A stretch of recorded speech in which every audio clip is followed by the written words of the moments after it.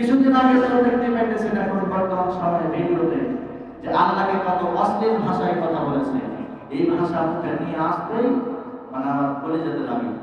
এটা আমি শুনলে আমার মন থেকে খুব রাগ হয়।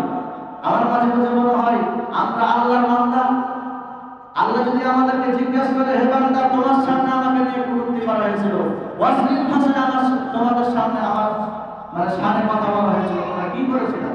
তখন আমরা কি জবাব দেব? মুসলমান চিন্তা করে প্রশ্ন করবেন না। তোমার সামনে আমি আল্লাহকে গালি দেওয়া হয়েছে, তুমি কিছুই করো নাই। আমাদের ঈমান কেমন দেখেছে? কত দুর্বল হয়েছে, আমরা কিছুই করতে পারতেছি না। অথচ দেখেন কিছু কিছু মুসলমান ঘরের সন্তান, দেখে মুসলমান ঘরের সন্তানটা কি আল্লাহ জানে, এই কেমন সন্তান আল্লাহ জানে, তারা কি করেছে? বাউলদের পক্ষ নিয়েছে। আবার মানে আল্লাহর বিরুদ্ধে বাউল আছে, বাউলদের পক্ষ নিয়েছে। তারা কি বলতেছে যে তাদের উপর হামলা করা ঠিক হয়নি, তাদেরকে কেন হামলা করবে, কি জন্য হামলা করেছে, তাকে ধরেছে কেন, গ্রেফতার করেছে কেন? আরে বোকা, তাকে ধরেছে কেন তুমি জানো না?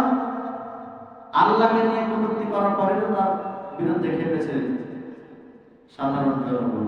এমনি তো খেপে নাই। এতদিন তো তারা এমনি ঠিক মানে যে কি করতেছিল, গান বাজনা করতেছিল, কিছুই বলে নাই। তারা কি শুরু করেছে? আল্লাহকে নিয়ে যখন কটূক্তি করেছে, কেউ থামবে না। সাধারণত আপনি যে একটু বাস্তবে আছেন, কোন সন্তানের সামনে যদি পিতাকে অপমান করে কেউ, কোন সন্তানের সামনে আপনি গালি দিতেছে, ওই সন্তানকে মেনে নিবে? কথা বলতে হবে, মেনে নিবে? আপনার সন্তানের সামনে আপনাকে যদি কেউ গালি দেয়, আপনার সন্তান মেনে নিবে? কখনো মানবে না। বাস্তব চিত্র এখানেই আছে, না বলবো না। এই কয়েক বছর আগে একজনের সামনে তার বাবাকে অপমান করতেছিল, সে রাগ না সামলাতে পারে, অফিসার হঠাৎ যাও এক থাপ্পড় আম জনতার সামনে, বাজারের সামনে এক থাপ্পড় দিয়ে দিয়েছে। কি জন্য? বাবার সন্তান ভালোবাসা। চিন্তা করেন, একজন সন্তান তার বাবার ভালোবাসার জন্য, বাবার ভালোবাসার জন্য যদি তার বাবাকে গালি দেয়, সহ্য করতে পারে না, থাপ্পড় মেরে দেয়, তাহলে যে আল্লাহ আমাকে খাওয়াইতেছেন, পড়াইতেছেন, যে আল্লাহ তাআলা আমাদেরকে সৃষ্টি করেছেন, ওই আল্লাহ যখন কটূক্তি করা হবে আল্লাহর সামনে, যখন বেয়াদবিমূলক কথা বলা হবে, আল্লাহ কেউ বান্দারা কখনো থামবে না। কে পাবে বা কে পাবে দেখার টাইম নাই। কথা বলে ঠিক না ঠিক? কারণ কি?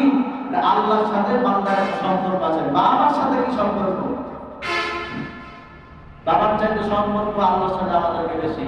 কারণ হাদিসে তো বলা হয়েছে যে নিজের জীবনের চাইতে যদি নবীকে ভালোবাসা না হয়, ওই ব্যক্তি মুমিন নয়। সেখানে আল্লাহর সাথে আপনি কথাগুলো চিন্তা করেছেন। আমার এই যে নতুন দল হয়েছে, দলটির নাম কি? এনসিপি। এরা ফের আমার প্রথমে মনে হয় তাদেরকে মারার কারণে তাদের অন্তরে বেশি জ্বালা লেগেছে। মানে টাটকা মুনাফিক দেখা যাচ্ছে, তারা টাটকা মুনাফিক, তারা কাফেরদের পক্ষে আছে। কারণ যারা কাফেরদের পক্ষে থাকবে তারা কি? তারাও তো কাফের নাকি? কেউ যদি মুসলমান আর যদি কাফেররা কোন যুদ্ধ লাগে, যদি তারা কাফেরদের পক্ষে, তারা কি? তারা অবশ্যই কাফের। তাহলে দেখেন এখনই সময় এসেছে, কে মুসলমান আর কে কাফের, কে আল্লাহর পক্ষে আছে আর কে আল্লাহর বিপক্ষে আছে। সেটা কেউ যদি বাবাদের পক্ষে একটা কথা বলেন, মনে করবেন আপনার ঈমান নাই, কারণ আপনি আল্লাহর বিরুদ্ধে।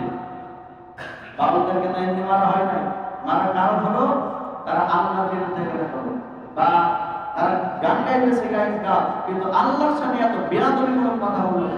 আপনি যদি না থাকেন, আপনি শুনুন, আপনার যদি ঈমান থাকে, ন্যূনতম যদি একটু ঈমান থাকে, তাহলে আপনার শরীরের মানে আপনার শরীরের রং দাঁড়ায় যাবে, রক্ত গরমে। কি কয় আল্লাহর সামনে এত বেয়াদবিমূলক কথা বলেছে তারা। অনেক দলকে দেখতেছে তাদের সামনে করতেছে। এখন সময় আছে, মুসলমান ছিলেন কে মুসলমান আর কে কাফের পক্ষে, এটা ছিলেন, এখনই ছিলেন। কারণ সময় এসেছে, মনে হয় এই জন্য এসেছে এটা, যে কেউ মুসলমান আর কে কাফের দেখা যেতেছে।